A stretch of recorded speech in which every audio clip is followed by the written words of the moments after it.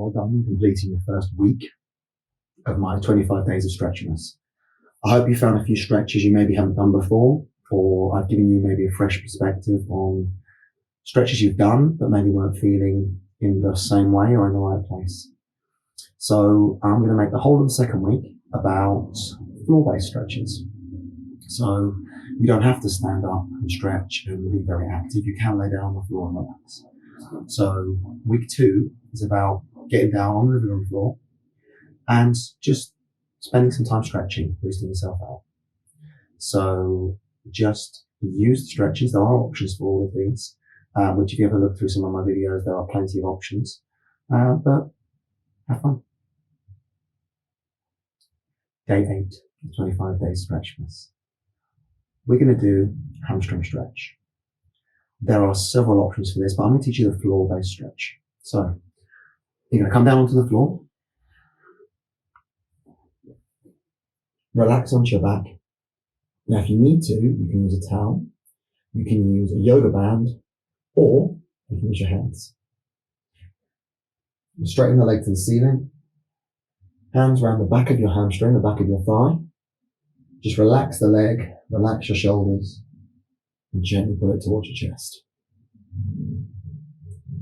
You should feel a gentle pull just below the knee, all the way down the back of the leg up to your bum. The hamstrings attached to your sit bones and just below your knee. If you pull your toes towards you, that should increase the stretch, because activating the calf will engage through and pull into the hamstring, deepening the stretch. Now remember, this is just to the point of comfort, a gentle pull. My shoulders are relaxed down, as you don't need to be aggravating your neck just to stretch your hamstrings. And if it's too much, that's where you're going to be using your towel. If this is too easy, take the bottom leg away.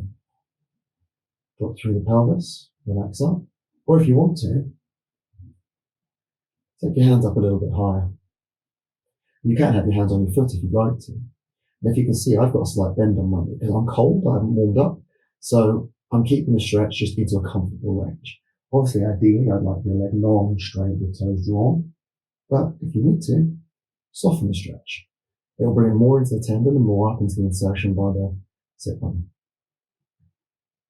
Remember that this doesn't have to be a straight line. Your hamstrings don't only have to work on a straight line on a train track. So if you want to bring it out to the side slightly, you can. If you want to bring it slightly across, you can. You know, make every stretch specific. And if you're not feeling it, don't assume you've suddenly, you've achieved it. You're suddenly flexible.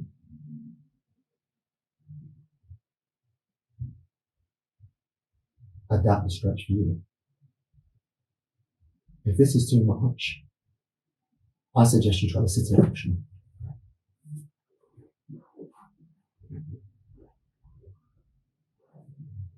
Leg drops out, chest up if you need to, rest in the arm pillow. Gently lean into your thigh. If you need to, pillows under the knee to bend and soften the knee. Remember to lift the spine straight and just ease into the stretch. Your hamstrings do not attach to your chin, not about face the knee. Think about lengthening over the thigh, because that will tilt the pelvis back and give you length in the back of your legs. And if you're very tight in your hamstrings, maybe sit on a yoga block or a couple of pillows to bring a bit of angle into the hips. It might make it more comfortable and therefore more effective. And also remember, you can have toes pointed to deload the hamstring, make it easier, or toes drawn to make it a little more intense. We've already obviously done a standing hamstring stretch when we did the standing forward fold, so I won't go through that option for you today.